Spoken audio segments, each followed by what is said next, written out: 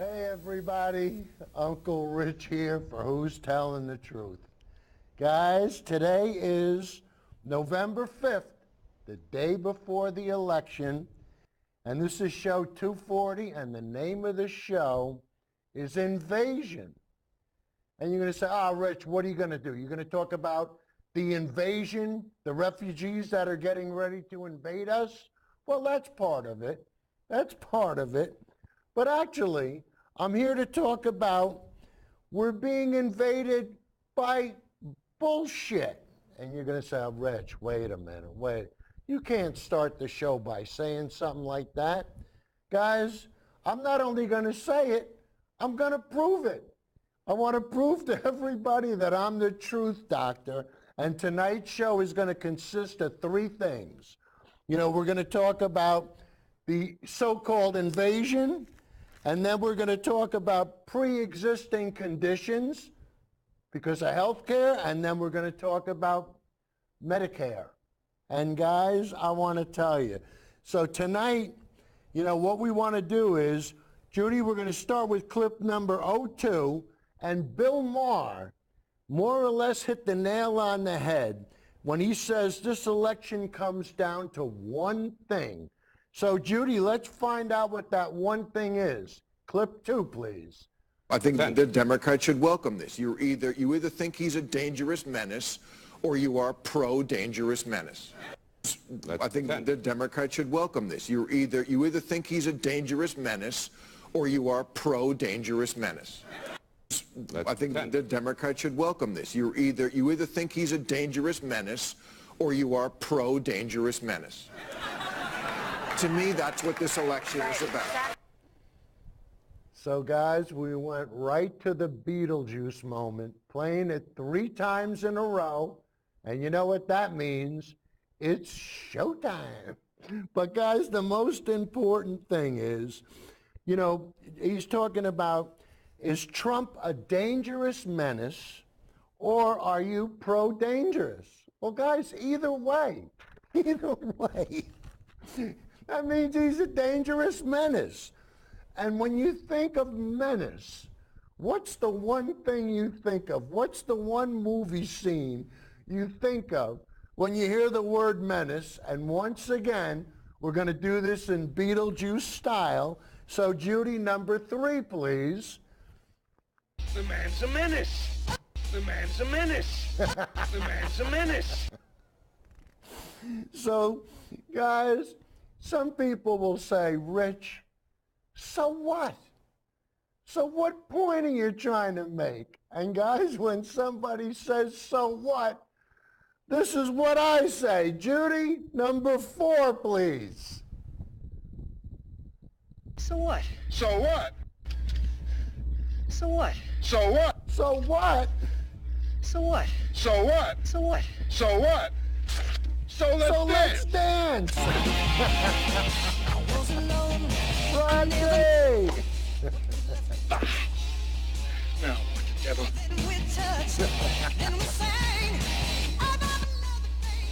The man's a menace. Cut that off! Music is a violation of my personal privacy. He's breaking the law. Really? You know, I've always been fascinated with the law, sir.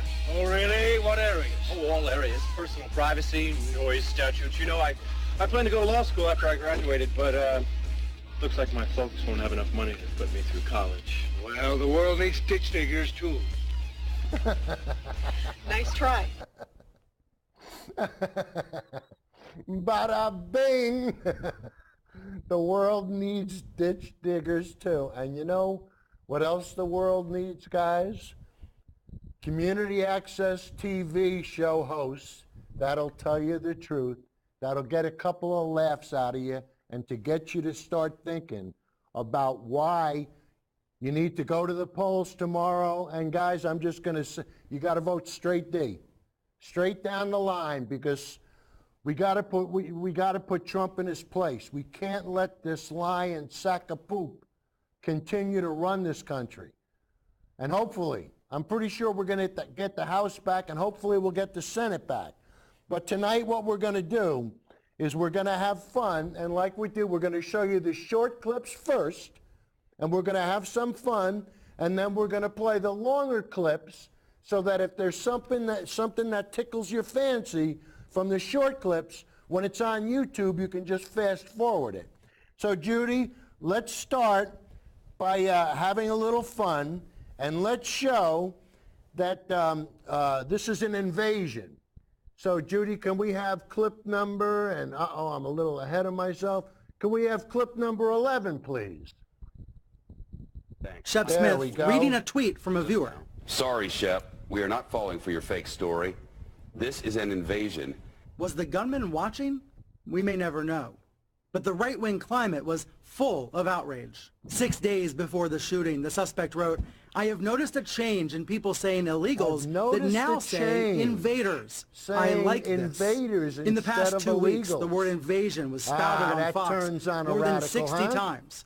And on Fox Business, 75. And the American people are seeing these visuals on television every day, and they think of it as an invasion. They think of it as an invasion, and that's exactly what Fox News wants. They want you to be scared shitless. Martha, those Mexicans, those Guatemalans, they're coming through Mexico. They're going to bust into our house. Guys, they're like 44 days away, but we'll show that to you because, you know, we're going to go through everything. And, of course, they want to scare you even more than they've already scared you by telling you that the refugees have disease, crime, and drugs. So, Judy, clip 12, please. They want to come here and they want our taxpayers to pay for their babies, pay for their food, pay for their college. And what about the diseases that are coming in from Africa? Gotta be kidding. They're coming in with diseases such as smallpox and leprosy and TB that are going to affect our people in the United States. Things like leprosy and scabies. Mass amounts of people coming into our country with disease, with crime, with drugs. The politics are clear.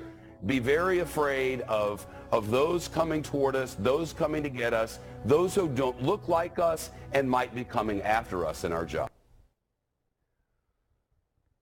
The politics is clear. Be afraid. Be very afraid. And guys, we're going to show you tonight why you're going to end up laughing at all this. Because when you see how they do it, and you see how they gin it up, and, you know, what's happened is Trump has always told everybody that the press is the enemy. But even Brian Kilmeade on Fox and Friends in the morning, I tell you, he's got a tiny, tiny little bit of integrity. But even he said, Mr. President, you got to stop with this nonsense. So, Judy, let's prove that the press isn't the enemy with clip 13, please.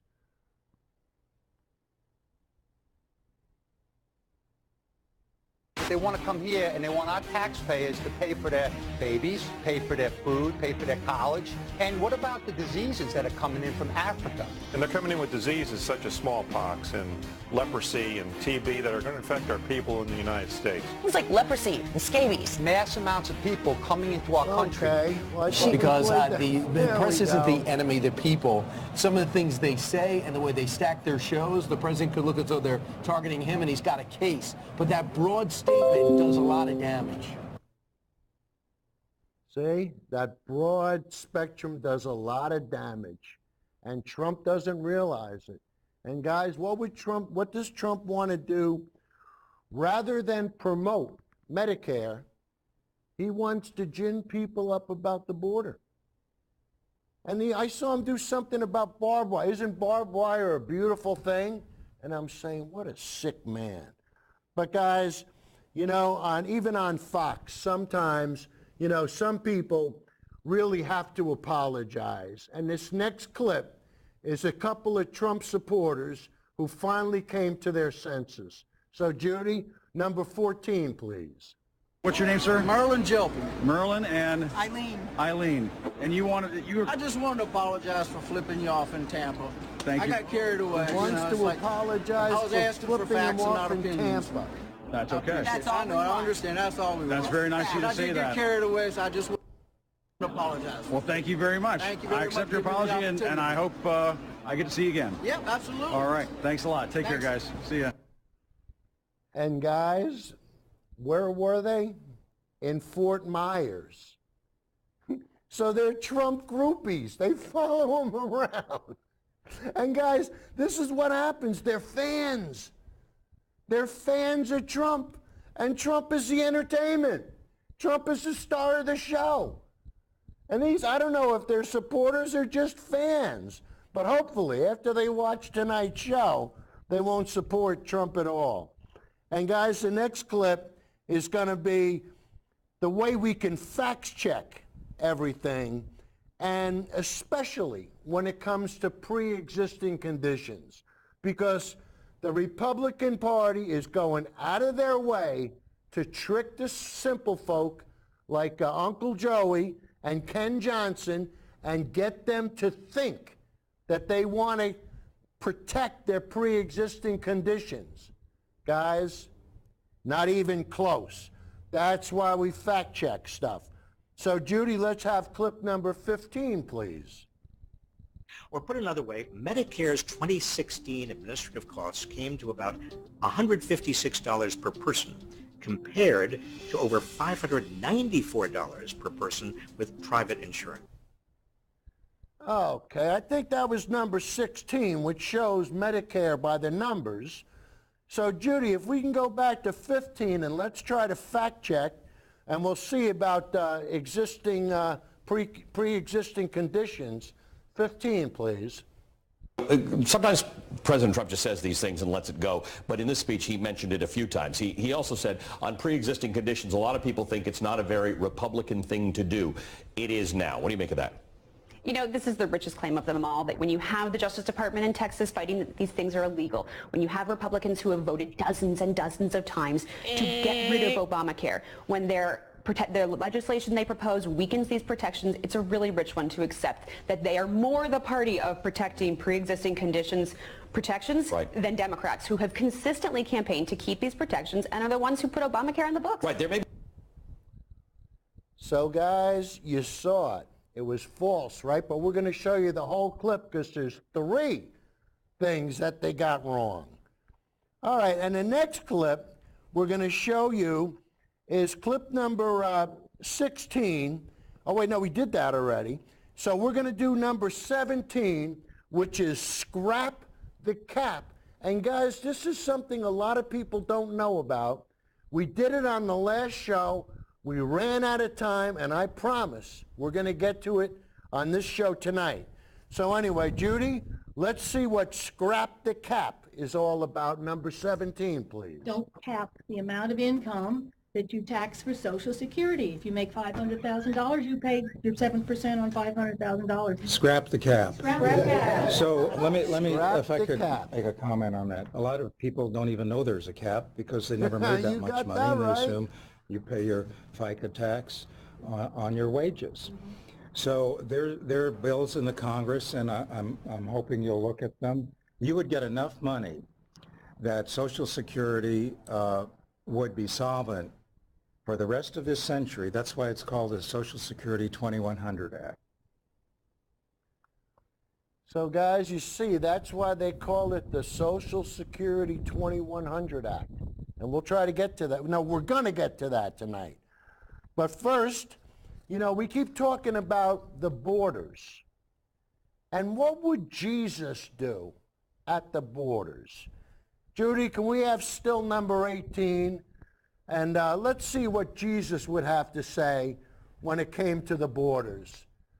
Real Christians would be waiting for the caravan with food, water, clothing, and offering any help needed. Judy, guys, it's kind of simple. That's what Jesus would do. But what do the evangelicals that watch Fox News want to do? They said, hey, if they start throwing rocks, we'll start shooting them. Could you imagine this? These are people that are supposed to be evangelicals and support Jesus. And what do they want to do? Their brains have been turned into mush by Fox News. And guys, sometimes the best way to approach a problem is to do it with humor. And with the next clip, Bill Maher does a number. He does a beautiful job. So this will be the fun part of the show. And like we always say on this part, smoke if you got 'em. So Judy, let's have clip number 20, please. I appreciate, by the way, all of you putting on such a brave face when you, I'm sure, know that we're only days away from being overtaken by a migrant caravan. I mean, can I get a little they volume? are beating this story like Whitey Bulger in prison.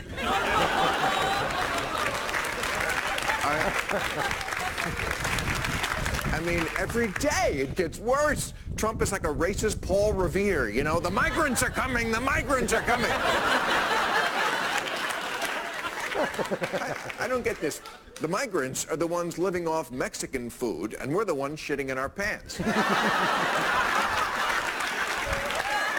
Oh, he's on fire. He keeps calling it an invasion. Yes, an invasion of strollers. Yes, the great invaders of history, Attila the Hun, Ivan the Terrible, Dora the Explorer. I mean, every day, Fox News treats us like it's the zombie apocalypse, but zombies eat brains. Why would they be heading toward America?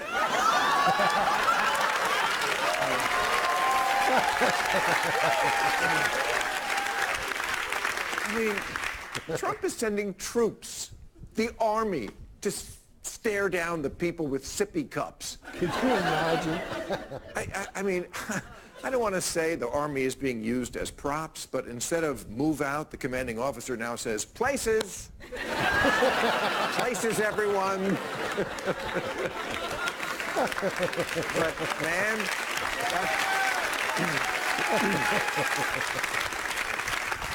got to give it to that Donald Trump. He sticks to the message, boy. He said the other day, oh, this caravan a lot bigger than people think. And then I swear to God, I'm not making this be said, and I'm pretty good at estimating crowd size.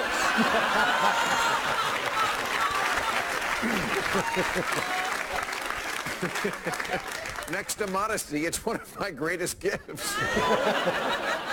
I'm also a war hero with a 32-inch waist who enjoys reading and helping poor people. No, Trump, yeah, this guy, he keeps complaining that the mail bomber and the synagogue shooter have hurt his election momentum. That's his gripe. These real attacks are taking attention away from my made-up attack. How's a guy supposed to stir up hatred for Democrats and Jews when all the media reports is attacks on Democrats and Jews? I mean,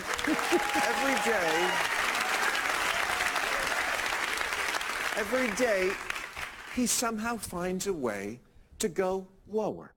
Even just in this 1 week or two, you know, first saying that there are terrorists in the caravan, calling an invasion, calling out the troops, the army, trying to revoke birthright citizenship.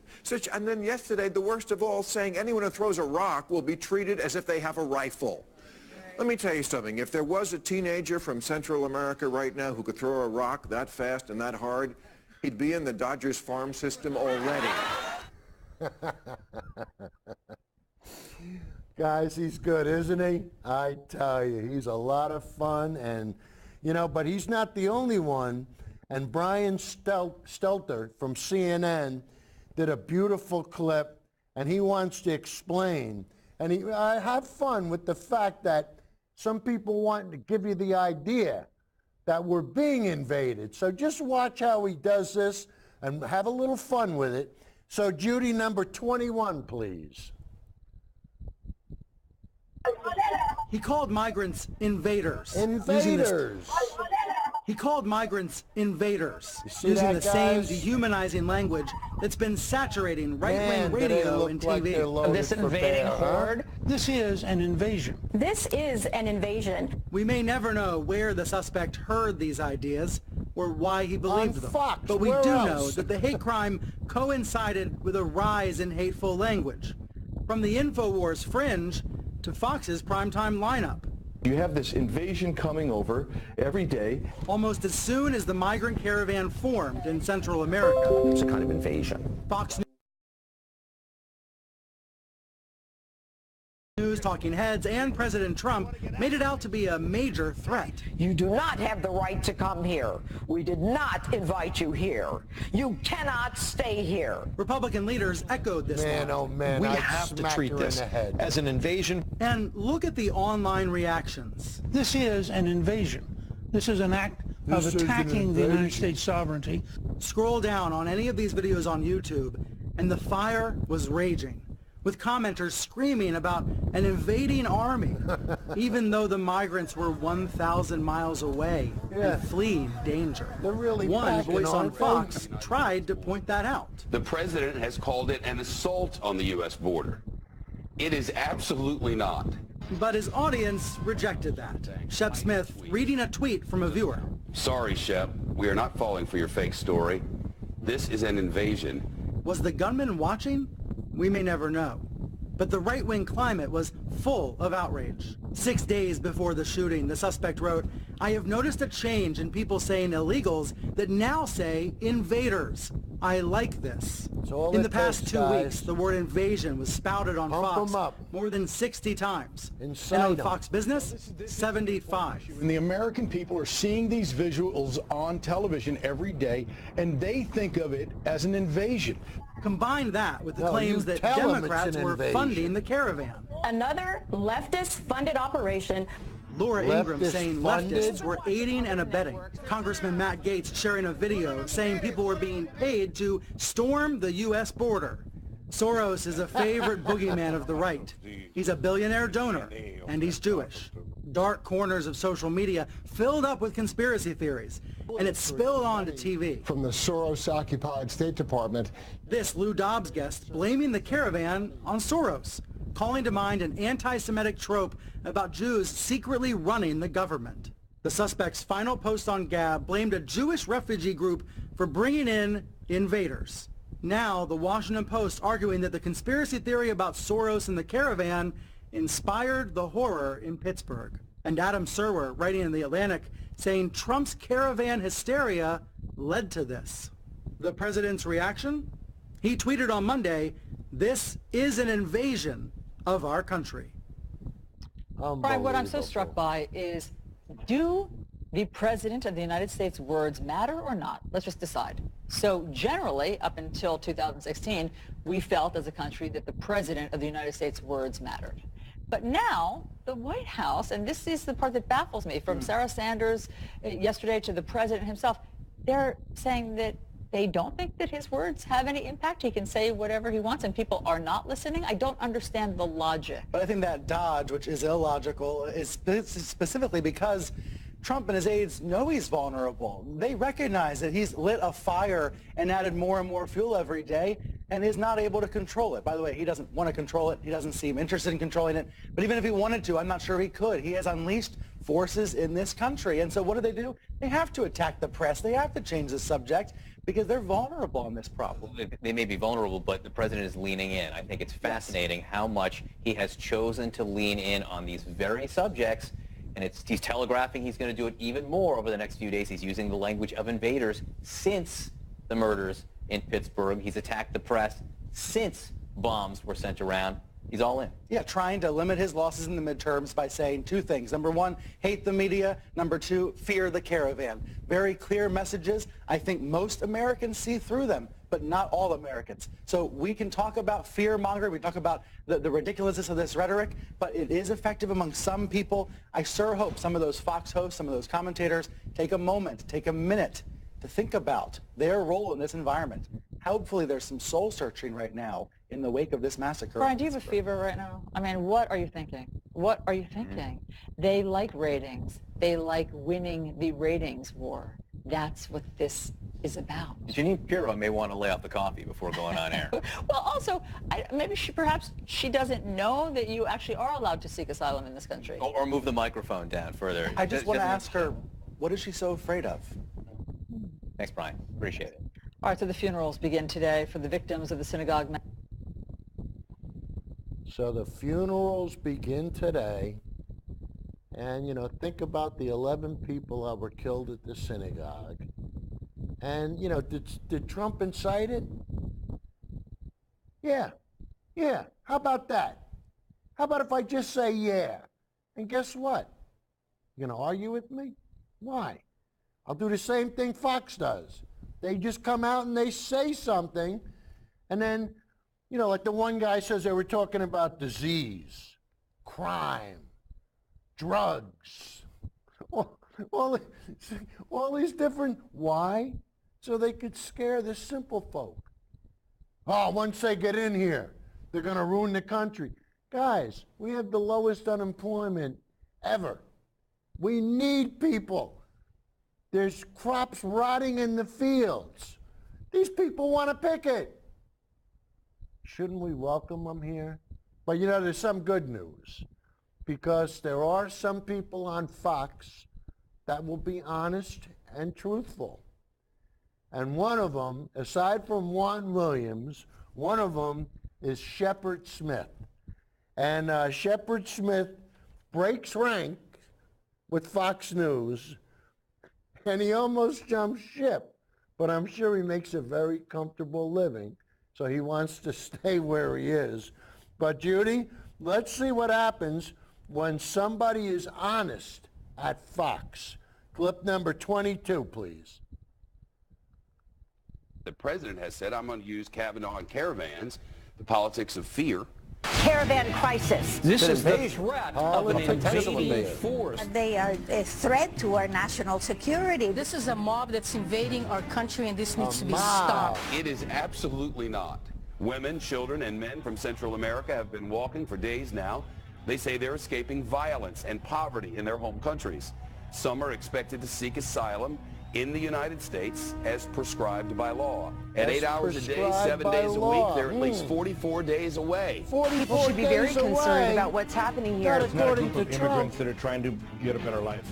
It's an invasion. This poses an unacceptable security risk to the United States. This is a slap in the face to the United States and our rule of law. For years, Central Americans have been enduring extreme gang violence and poverty across entire nations. Their stories are compelling and at times heartbreaking. Not to say it's not a problem, but my God, their problems are extreme. The caravan looks, you know, frightening. How can we stop the surge? It's not a caravan, it's an invasion. It is nothing less than an invasion. Leftists aiding and abetting an invasion. That's not a caravan. That would be an invasion. We're trying to give you the truth about who they are, how this started, and what they're doing, instead of the political spin that you've been given. The United States has always allowed asylum seekers, as do all of the first world countries in the world.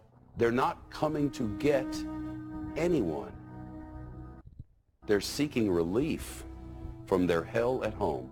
They want to come here and they want our taxpayers to pay for their babies, pay for their this, food, guys. pay for their college. And what about the diseases that are coming in from Africa? And they're coming in with diseases such as smallpox and Now leprosy they're and coming in TB from that are going to affect our Africa? people in the United States. Things like leprosy and scabies. Mass amounts of people coming into our country with disease, with crime, with drugs. The politics are clear.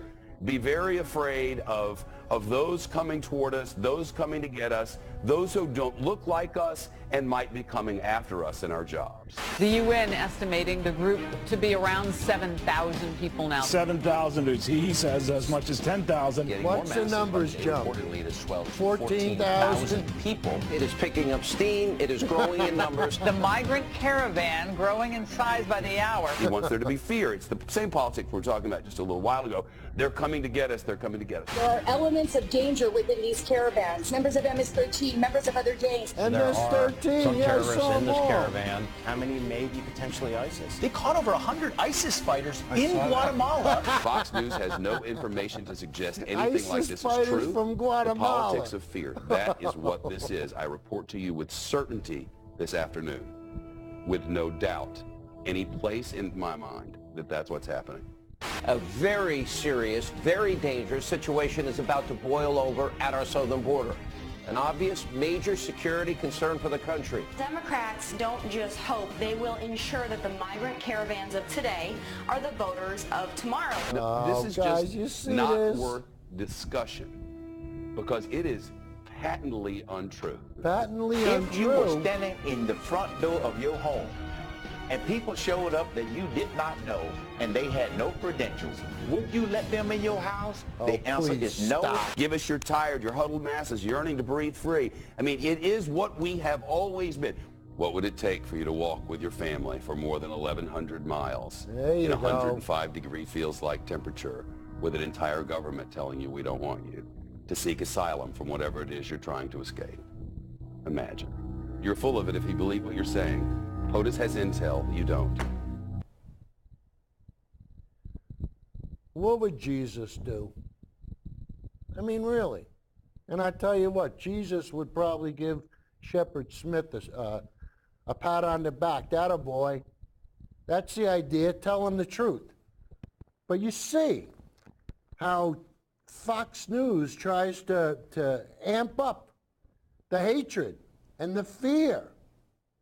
Scare the hell out of these poor people. You know, and then let's be honest with each other. A lot of the people that watch Fox aren't too bright to begin with. They're not critical thinkers.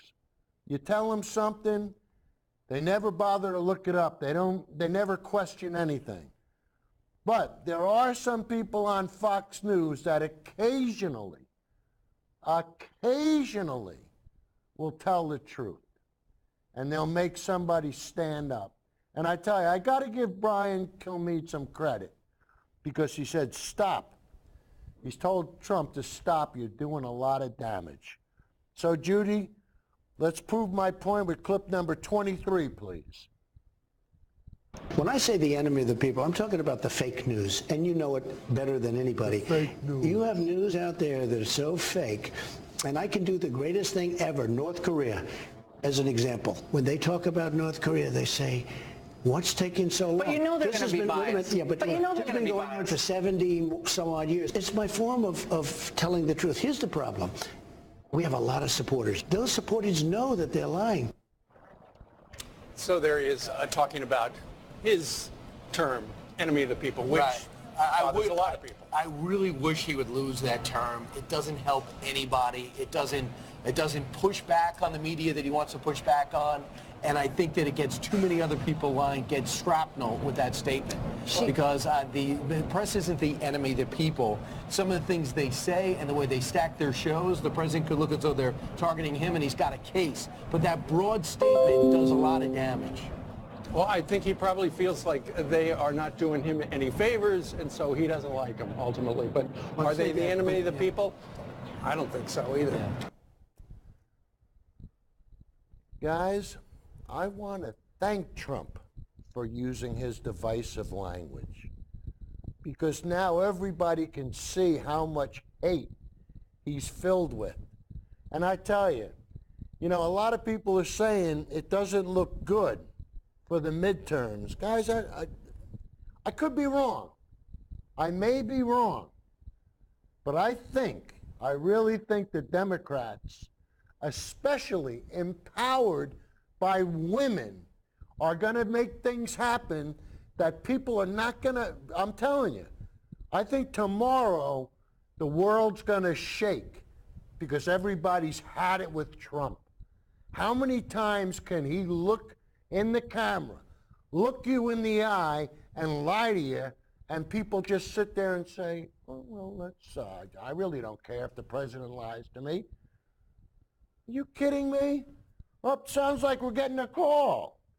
All right. You're on, I think you're on the air. Hello? Yeah, hey, Rick. How are you? Listen, I just want to remind everybody that a big part of this election is really about voter suppression. There's 5 states, all Republican governor states, that do not have any paper backup. And Georgia is one of them, where the guy who's in charge of all that is also running for governor. Okay. That's the problem. That's the problem. Well, let's hope we could solve a lot of these problems. Well, if you're in one of those states without a paper trail, you know, I hope that you're all over the results and you want to verify what you can. All right, thanks for calling in. Don't forget to vote. Take care. All right, guys, the next clip we're going to show you is the clip where the guy apologized to Jim Acosta. And, you know, you'll be able to see where they typed in. But the funny thing was, this happened on Outnumbered, on Fox's couch, you know, where they have 4 women and 1 guy, and actually, one of the Foxtitudes actually felt sympathy, which is hard to believe. So when something is hard to believe, let's play the clip. So Judy, number 24, please.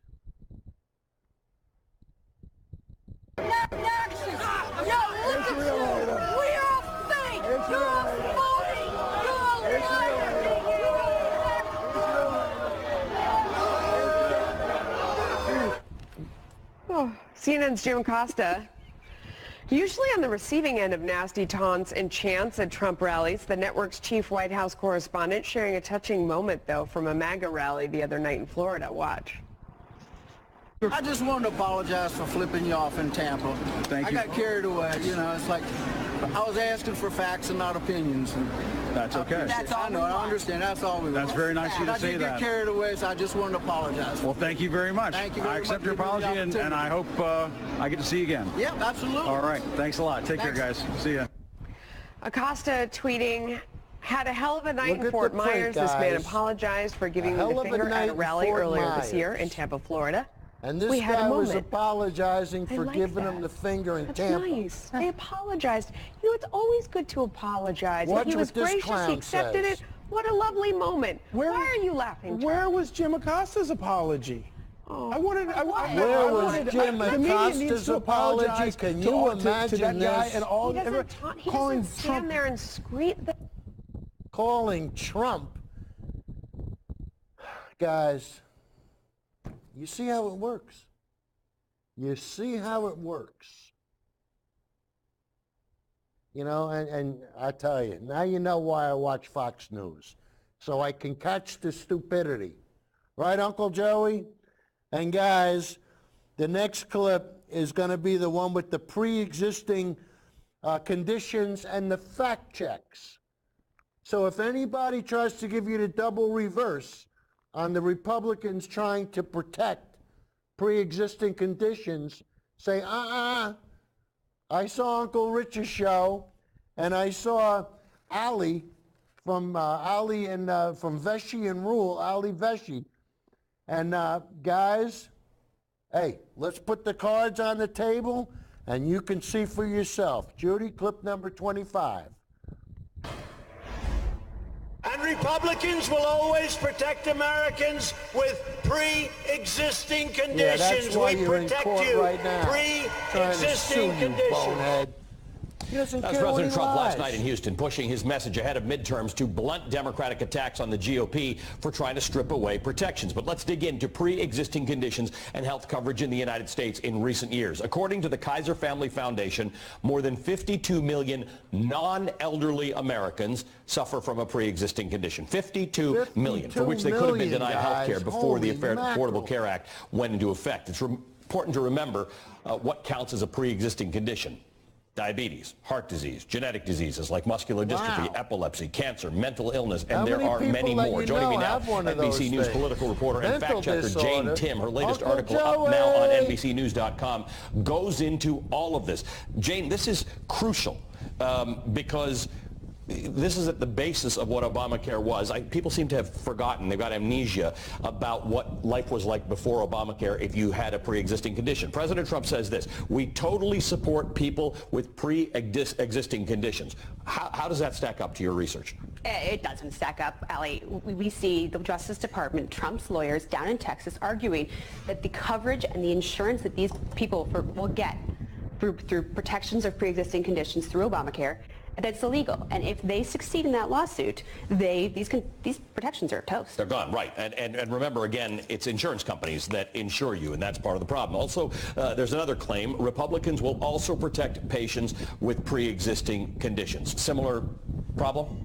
Absolutely. Republicans say that they support the idea of keeping people with pre-existing conditions covered. But what Obamacare did was make sure that you could get coverage, and you could get coverage at the same rate as a healthy person through insurance companies, by saying you really couldn't take into account the person's health when you were giving them a plan, either denying them coverage or just charging them so it's so unaffordable you can't even get the coverage. Which was possible, by the way. You could always get some insurance policy depending on what you had, but the policy cost would be greater than the cost of your health care. It could cost $20,000, it could cost $30,000. So when you take the health out of the equation, people can actually get affordable health care. Right. And Republicans, the plans that they have said is a better replacement for Obamacare, they weaken these protections. They say, you know what, you can get access to that care, but you might not actually get coverage for your pre-existing condition. That's a bill we see on Capitol Hill now. The Republicans say would keep people with pre-existing conditions getting care, and they would get care, but you might see a cancer patient who could buy the plan, the only plan they can get and afford, that doesn't cover cancer coverage. So for instance, if I were completely healthy and determined to be completely healthy and went for insurance, I could probably pay less for my insurance because it doesn't have to cover anything that they know is already wrong with me. Absolutely. All right, so sometimes President Trump just says these things and lets it go, but in this speech he mentioned it a few times. He also said on pre-existing conditions, a lot of people think it's not a very Republican thing to do. It is now. What do you make of that? You know, this is the richest claim of them all, that when you have the Justice Department in Texas fighting that these things are illegal, when you have Republicans who have voted dozens and dozens of times to get rid of Obamacare, when their legislation they propose weakens these protections, it's a really rich one to accept that they are more the party of protecting pre-existing conditions protections than Democrats, who have consistently campaigned to keep these protections and are the ones who put Obamacare in the books. Right, there may be lots of problems with Obamacare, and you might have lots of beef with people who promoted it, but that was actually at the center of it. It's pretty hard to think that Republicans are the party of saving healthcare and saving Obamacare as it is, when you remember Ted Cruz talking for 21 hours about, and reading green eggs and ham on the Senate floor, about just how much he hates Obamacare. Yeah, all right, Jane, thanks very much for your fact-checking, Jane. So guys, Trump was 3 for 3. 3 lies out of 3 statements. And you know, what gets me is, you know, he can lie and people don't care. You know, I mean, what kind of relationship is that? That doesn't seem to make any sense. And, you know, the one thing is, the one situation where you won't get locked out if you have pre-existing conditions is if we get Medicare for all. So it's pretty simple, and a lot of people are going to say, Rich, there's too many challenges with Medicare for all. There's too many things that are wrong with it. Hey guys, we got to start somewhere. So let's get an idea of what Medicare for all would really be like. And then after that, we're going to show you a way that we can help pay for everything. I know. That's what people, how are you going to pay for it? We're going to show you. So anyway, first we're going to show you how Medicare will protect people with pre-existing conditions. So Judy, number 26, please.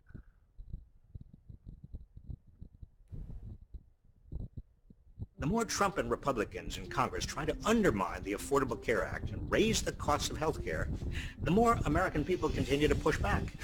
Over 70% of Americans, 70%, and even you believe 52% that? of Republicans, And even support 52% Medicare of Republicans. for all. What? A single-payer plan that builds on Medicare and would cover everyone at far lower cost than the current system. That's why you're seeing Donald Trump and Republican candidates in districts across the country ramping up lies about Medicare for all to try to scare voters. Here are the facts. Medicare for all is the cheapest and best direction for the country, guaranteeing health care to every single American as a right.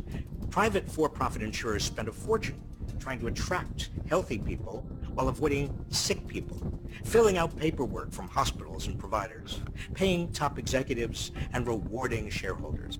And for-profit insurers are trying to merge like mad in order to make even more money. This is why private for-profit health insurance is becoming so expensive, and why almost every other advanced nation, including our neighbor to the north, has adopted a single-payer system at less cost per person and with better health at that outcomes. chart, guys. Administering It doesn't get Medicare any is only clearer than that. 1.1% of its total costs. The rest goes 1%. directly into care. All Even the rest including goes to Medicare patient Advantage, which involves private plans, total administrative costs are just 7%. But private insurers spend about 12% of total costs on administration. Or put another way, Medicare's 2016 administrative costs came to about $156 per person, compared to over $594 Look at per that, person guys. That's with about private insurance. four Medicare times saves so cheaper. much money for three simple reasons. First, it has economies of scale. The more enrollees, Economics of the lower the scale. cost per enrollee. Medicare for All would have even larger economies of scale, presumably lowering the per-person cost even further. Second, Medicare spends almost nothing on marketing and advertising. Guys, take a look while at your for-profit TV tonight. insurers See how spend a many fortune. ads you see Third, for health care. Medicare doesn't have to earn profits. And they all want to Most make Americans a profit. support expanding access to quality, affordable care through Medicare for All. And yet, Trump and the Republicans continue to try to gut the Affordable Care Act and take away care from tens of billions. The American public has a real choice here. Expensive health care for the few, or quality, affordable health care for the many.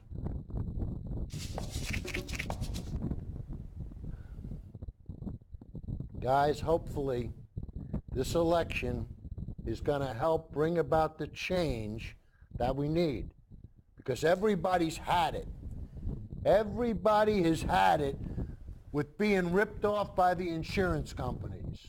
And this is nonsense that we have private companies that tell us when and where we can be covered and for what. We get Medicare for All if we have single payer. Everybody's covered. And not only are you covered, but you can get preventative care. So you don't end up having to spend more later on. And guys, one of the ways, this is probably the biggest feature, how do we pay for this? Well, there's a lot of different ways to do it, but this is one way that we can keep Social Security solvent, and it should trickle down to Medicare and Medicaid. So, Judy, let's see what scrapping the cap. And guys, a lot of people don't even know that there's a Social Security cap, and the reason why you don't know it, it doesn't kick in until you make $124,000. So, unless you're making that much, you would be unaware of it. So, Judy, let's have part one is number 27, scrap the cap. We are protecting Social Security and Medicare and Medicaid. We do not see those as places to cut. The Republicans have just added $1.9 trillion to the deficit. And then they turn and want to cut Medicare. It's not going to work. People don't want that.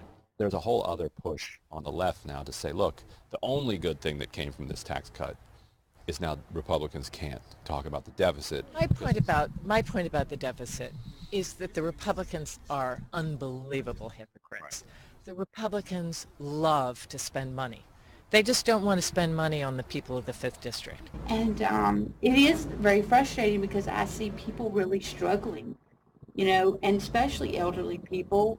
Sometimes a spouse will pass away. What are we going to become? A nation of 50% poor, older people, not getting health care of any kind of quality, or where are we going to live?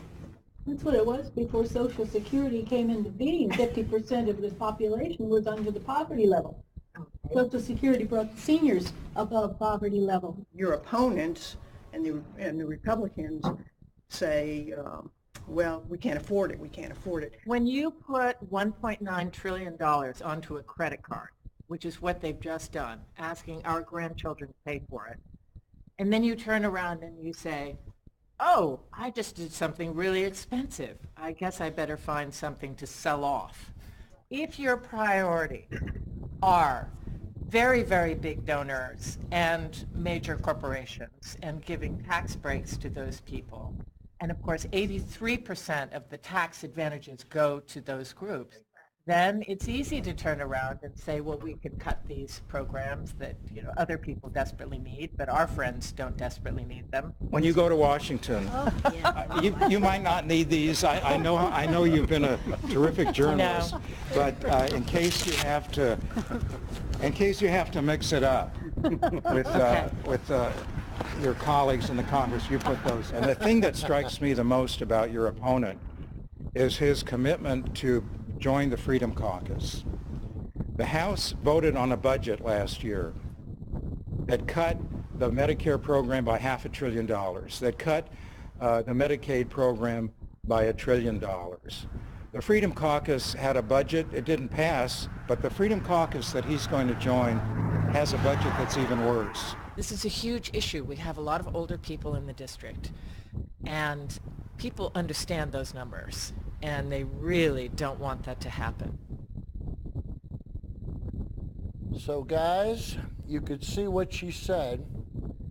83% of the Republican tax cuts went to the 1% and to the big corporations.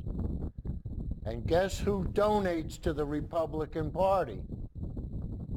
Bingo, those exact same people. So they donate to the Republican Party, and the Republican Party is indebted to them. So when they want tax breaks, they've already bought them, and now it comes time to pay the piper. And I tell you, that's why I think everybody in this country is finally starting to wake up, and through the social media and other events, they're finally starting to realize how we're being hosed and taken advantage of by the Republican Party, who gets the simple folk to vote against their own interest and not want to have Medicare. And guys, I tell you, Uncle Joey told me something the other day that blew me away. He knows people that are having kids at home. And I said to myself, having kids at home, having babies at home. What are we, going back to the 1860s? You told me you want to go back. You want to go that far back? Now, is it that they couldn't afford coverage, that they couldn't afford health care? What's the problem? These are the problems we have to eliminate. How long will it be before something goes wrong? Before somebody dies, a kid dies, a mother dies, giving birth at home. This is crazy. This is nuts. But you know what? I'm a loyal Republican. If this is what the billionaires want from me, if they need my money more important than my daughter or my kid or my grandkid, I'll give it to them. Because you know why? They bought the media and they brainwashed me. And guys, I'm not kidding you. I am not kidding you. This is what Uncle Joey told me. And you could say, Rich, I don't put, hey guys, I'll tell you what. Go on Facebook, look me up on Facebook. We can have a little chat about it. But now we're going to play part 2 of Scrap the Cap, and you could see how the greed gets involved with Social Security. So Judy, number 28, please. Don't cap the amount of income that you tax for Social Security. If you make $500,000, you pay your 7% on $500,000. Scrap the cap. Scrap the cap. So let me, if I could make a comment on that. A lot of people don't even know there's a cap because they never made that much money, and they assume you pay your FICA tax on your wages. So there are bills in the Congress, and I'm hoping you'll look at them. You would get enough money that Social Security would be solvent for the rest of this century. That's why it's called the Social Security 2100 Act. I won't mention this person's name because I got in a little trouble when I did once before, but he's a very famous basketball player. I won't mention his name, but he played in Cleveland and now he plays in Los Angeles. I wonder who it is. Because the cap is 128.4, and because this very good basketball player makes so much money, get this, he stops paying FICA tax halfway through the first quarter of the first game of the basketball season. Can you imagine that, We did the guys? math in the office. The rest of that quarter, the game, the season, the playoffs, the championship, no more payroll tax. And I There's no bet more this FICA. basketball player, See I bet that? he'd be willing to at least pay FICA tax for that first quarter, the whole quarter. It'd make a big difference, exactly. So there are ways to do it that are fair. You cannot ask someone who stands on their feet all day as a nurse or a teacher or someone who's in a factory or climbing telephone poles to work till they're 70 or 75. It doesn't make any sense. You talk to younger kids today, and Social Security to them is like they don't even think that it's going to come up. It isn't dwindling. It actually got healthier under the Obama administration. And right now, it's fine through 2034. So if you raise the cap, and that doesn't affect anybody who earns less than $128,000, it becomes completely solvent. For younger people, what I say is it'll be there in the future if we do the right thing, but it's there for you right now. Social insurance is insurance for families. A third of Social Security benefits go to non-retired workers, spouses, survivors. 3 million children get by in life because Social Security is there for them because they had a parent who became disabled or died young.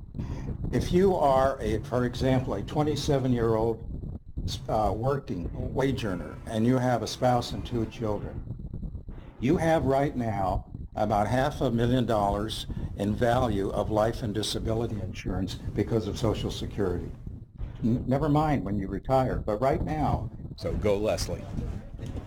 I already voted, by the way. Oh, yeah. I could almost never see myself voting for a Democrat, okay, and that's changed, and I don't think I've changed a little bit, but a lot of it is the Republicans have moved away. Melanie a little bit. But the Republicans have moved away from anything rational. Now all it is basically destroy government, it seems to me. A lot of these people are voting Republican, and they're voting against public school funding, they're voting against Social Security, they're voting against Medicare, they're voting against Medicaid. And the truth is a lot of them are on one of those things or using one of those things. I just hope you can be mean when necessary. Yeah, I've got, Max just gave me some boxing gloves. We have about roughly 5 more minutes, so if there's anything really important on your mind that you want to share. Yes, you make me feel empowered. Yay!